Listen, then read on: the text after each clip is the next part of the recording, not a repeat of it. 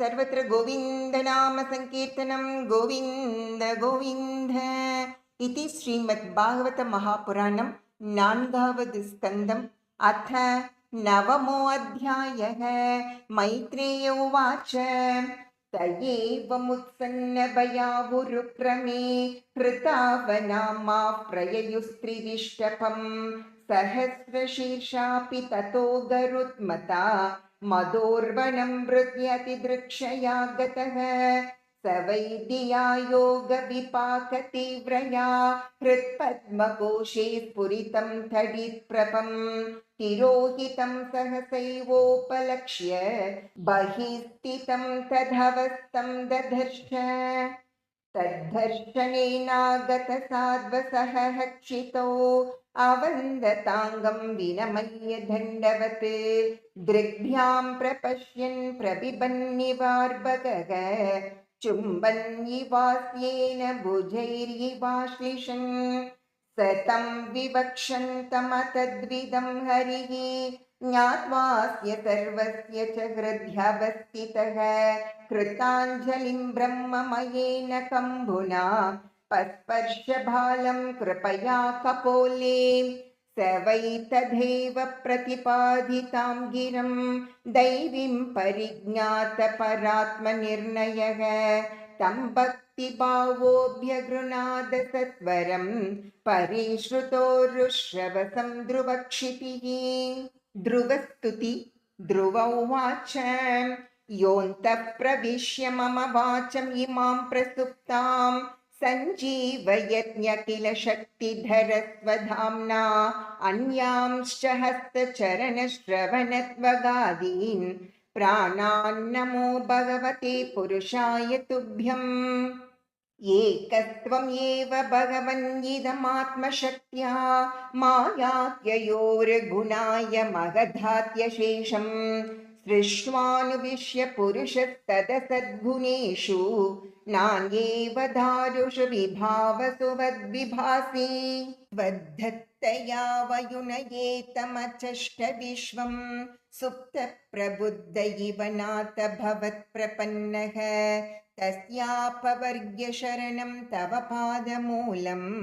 विस्मर्यते कृतविदा कथमार्तबन्धो नूनं विमुष्टमतयस्तव मायया ते ये त्वां भवाप्यय विमोक्षणमन्यहेतोः अर्चन्ति कल्पकतरुं कुनपोपभोग्यम् इच्छन्ति यत्स्पर्शजं निरयेऽपि नॄणाम् या निर्वृतिस्तनुभृतां तव पादपद्म ध्यानाद् भवज्जनकथाश्रवणेन वा स्यात् सा ब्रह्मणि स्वमहिमन्यपि नातमाभूत् किं त्वन्तकासि लुलितात् पततां विमानात् भक्तिं मुहुः प्रवहतां त्वयि मे प्रसङ्गो भूयातनन्तमहताममलाशयानां येनाञ्जसोल्भनमुरुव्यसनं भवाब्धिं नेष्ये भवद्गुणकथामृतपानमत्तः तेन स्मरन्त्यतितरां प्रियं ईशमर्त्यं ये चान्वदस्तुतसुहृद्गृहवित्तताराः ये त्वब्जना बभवधीयपदारविन्द सौगन्ध्यलुब्धहृदयेषु कृतप्रसङ्गाः तिर्यङ्नगद्विजसरेसृपदेव दैत्यमर्त्यादिभिः परिचितं सदसद्विशेषं रूपं स्तविष्टमजते महधात्यनेकं नातः परं परमवेद्मि न यत्र वादः कल्पान्तयेत्तदखिलं जठरेण गृह्णन् शेते पुमान् स्वदृगानन्तसकस्तधङ्के येन्नाभिसिन्धुरुह काञ्चनलोकपद्म गर्भेद्युमान् भगवते प्रणतोऽस्मि तस्मै त्वं नित्यमुक्तपरिशुद्धविबुद्धात्मा कूटस्थाधिपुरुषो भगवान् त्रयधीशः यद्बुद्ध्यवस्थितमखण्डितया स्वदृष्ट्या द्रष्टास्ति तावधिमको व्यतिरिक्तास्ति यस्मिन् विरुद्धगतयो ह्यनिशं पतन्ति विद्यादयो विविधशक्तयानुपूर्व्यात् तद्ब्रह्म विश्वभवम् एकमनन्तमाद्यम् आनन्दमात्रमविकारमहं प्रपद्ये सत्याशिषो हि भगवंस्तव पादपद्मम् आशिस्ततानुपजतः पुरुषार्थमूर्तेः अप्येवमर्य भगवान् परिपाति दीनान् वाश्रेव वत्सकमनुग्रहकातरोऽस्मान्। मैत्रेय उवाच अथाभिष्टुत एवं वै सत्सङ्कल्पेन धीमता भृत्यानुरक्तो भगवान् प्रतिनन्द्येतमब्रवीत्। श्रीभगवानुवाच वेदाहं ते व्यवसितं हृदि राजन्यबालक तत्प्रयच्छामि भद्रं ते दुरापमपि सुवृत नान्यैरधिष्ठितं भद्र यद्ब्राजिष्णु ध्रुवक्षिति यत्र ग्रहक्षताराणां ज्योतिषां चक्रमाहितं मेढ्यां गोचक्रवत्स्तास्नो परस्तात् कल्पवासिनां धर्मोऽग्निकश्यपः शुक्रो मुनयो यौवनौकसः चरन्ति दक्षिणीकृत्य भ्रमन्तो यत्सतारकाः प्रस्थिते तु वनं पित्रा दत्त्वा गां धर्मसंश्रयः 36 वर्षसहस्रं रक्षिता व्याहतेन्द्रियः त्वद्भ्रातयुत्तमे नष्टे मृगयायां तु तन्मनाः अन्वेषन्ति वनं माता दावाग्निं सा प्रवेक्ष्यति इष्ट्वा मां यज्ञहृदयं यज्ञैः पुष्कलदक्षिणैः भुक्त्वा चेहाशिषः सत्या अन्ते मां संस्मरिष्यसि ततो गन्तासि मत्स्थानं सर्वलोकनमस्कृतम् उपरिष्टादृशिभ्यस्त्वं यतो नावर्तते गतः। मैत्रेय उवाच इत्यर्चितः स भगवान् अतिदिश्यात्मनः पदं बालस्य पश्यतो धाम स्वमघाद् गरुडध्वजः सोऽपि सङ्कल्पजं विष्णोः पादसेवोपसादितं प्राप्य सङ्कल्पनिर्वाणं नातिप्रीतोऽभ्यगाद्भुरम्। विदुर उवाच सुदुर्लभं यत्परमं पदं हरेः मायाविनस्तच्चरणार्चनार्जितं लब्ध्वाप्यसिद्धार्थमिवैकजन्मना कथं स्वमात्मानमन्यतार्थवित्।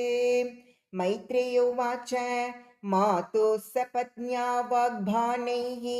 हृदि विद्धस्तु तान् स्मरन् नैचन्मुक्तिपतिर्मुक्तिं तस्मात्तापम् उपेयिवान्। ध्रुव उवाच समाधिना नैकभवेन यत्पदं विदुः सनन्दादय ऊर्ध्वरेतसः मासैरहं षड्भिरमुष्य पादयोः छायाम् उपेत्यापगतः पृथङ्मतिः। अहो बत ममानात्म्यं मन्दभाग्यस्य पश्यत भवच्चितः पादमूलं गत्वा याचेयधन्तवत् मतिर्विदूषिता देवैः पतद्भिरसहिष्णुभिः यो नारदवचस्तथ्यं नाग्राहिषम् असत्तमः दैवीं मायाम् उपश्रित्य प्रसुप्त इव भिन्नदृक् तप्ये द्वितीयेऽप्यसति भ्रातृव्यहृद्रुजां मयेतत् प्रार्थितं व्यर्थं चिकित्सेव गतायुषि प्रसाद्य जगदात्मानं तपसा दुष्प्रसाधनं भवच्चितं मया चेहं भवं भाग्यविवर्जितः स्वराज्यं यच्छतो मौढ्यात् मानो मे भिक्षितो भत ईश्वरात् क्षीणपुण्येन पलीकाराणि वादनः। मैत्रेय उवाच न वै मुकुन्दस्य पदारविन्दयो रजोजुषस्तात भवादृशा जनाः वाञ्छन्ति तद्धास्म्यमृतेऽर्थमात्मनो यदृच्छया लब्धमनस्तमृद्धयः आकर्ण्यात्मजमायान्तं सम्परेत्य यथा गतं राजा न श्रद्धते भद्रम् अभद्रस्य कुतो मम श्रद्धाय वाक्यं देवर्षेः हर्षवेगेन दर्शितः वार्ताहर्तुरतिप्रीतो हारं प्राधान्महादनं सदश्वं रथमारुह्य कार्तस्वरपरिष्कृतं ब्राह्मणैः कुलवृद्धैश्च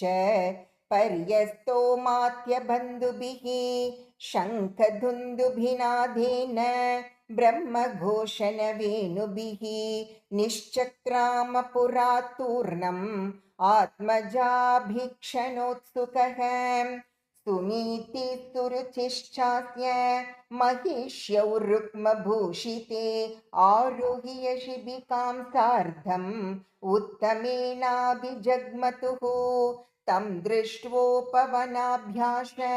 आयान्तं तरसारतात् अवरुह्य नृपस्तूर्णम् आसाद्य प्रेम विह्वलः परिरेपेङ्गजं दोर्भ्यां दीर्घोत्कण्ठमनाश्वसन् विश्वक्सेनाङ्घ्रिसंस्पर्श हताशेषागबन्धनम् अताजिग्रन्मुहुर्मूर्ध्नि शीतैर्नयनवारिभिः स्नापयामास तनयं जातोद्धाम मनोरथः अभिवन्द्य पितुः पादो आशीर्भिश्चाभिमन्त्रितः न नाम मातरौ शीर्ष्णा सत्कृतः सज्जनाग्रणीः सुरुचिस्तं समुत्थाप्य पादावन्नतमर्पकं परिष्वज्याह जीवेति बाष्पगद्गदया गिरा यस्य प्रश्नो भगवान् गुणैर्मैत्र्यादिभिर्हरिः तस्मै नमन्ति भूतानि निम्नमापयिव स्वयम् उत्तमश्च ध्रुवश्चोभौ अन्योन्यं प्रेम विह्वलौ अङ्गसङ्गाद्वुत्पुलकौ अस्रौघं मुहुरुहतुः सुनीतिरस्य जननी प्राणेभ्योऽपि प्रियं सुतम् उपगुह्य जहावाधिं ततङ्गस्पर्शनिर्वृताम् पयस्तनाभ्यां सुश्राभ नेत्रजैसलिलैः शिवैः तथाभिषिच्यमानाभ्यां वीरवीरसुवो मुहुः तां शशंसोर्जनाराज्ञीं दिष्ट्या ते पुत्रार्तिः प्रतिलब्धश्चिरं नष्टो रक्षिता मण्डलम्बुवः अभ्यर्चितस्त्वया नूनं भगवान् प्रणतार्तिः यदनुध्यायिनो धीरा मृत्युं जिघ्युसुधुर्जयम् लाल्यमानं जनैर्येवं ध्रुवं सभ्रातरं नृपः आरोप्य करिणीं हृष्टः स्तूयमानो विशत्पुरम् तत्र तत्रोपसङ्क्लृप्तैः लसन्मकरतोरणैः सवृन्धैः कदलीस्तम्भैः पूगपोतैश्च तद्विदैः च्यूतपल्लववासशृङ्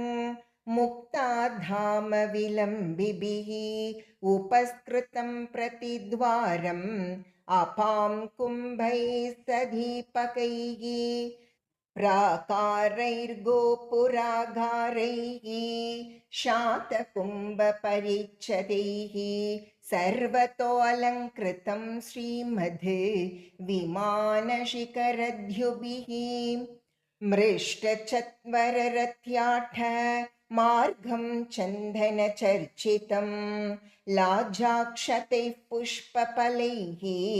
तण्डुलैर्बलिभिर्युतम् ध्रुवाय पतिदृष्टाय तत्र तत्र पुरस्त्रियः सिद्धार्थाक्षतदध्यम्भू दूर्वा पुष्पफलानि च उपजह्रुर्प्रयुञ्जाना वात्सल्याधाशिषः सतीः शृण्वंस्तद्वल्गुगीतानि प्राविशद्भवनं पितुः महामणिव्रतामये स तस्मिन् भवनोत्तमे लालितो नितरां पित्रा न्यवसद्दिवि देववत् पयःपेन निभाशय्या दान्ता रुक्मपरिच्छदाः आसनानि महार्हानि यत्र रौक्मा उपस्कराः यत्र स्फटिककुड्येषु महामारकतेषु च मणिप्रदीपा पान्ति ललनारत्नसंयुताः उद्यानानि च रम्यानि विचित्रैरमरध्रुमैः कूजद्विहङ्गमिथुनैः गायन्मत्तमधुव्रतैः वाप्यो वैढूर्यसोपानाः पद्मोत्पलकुमुद्वतीः हंसकारण्डवकुलैः जुष्टाश्चक्राह्वसारसैः उत्तानपादो राजर्षिः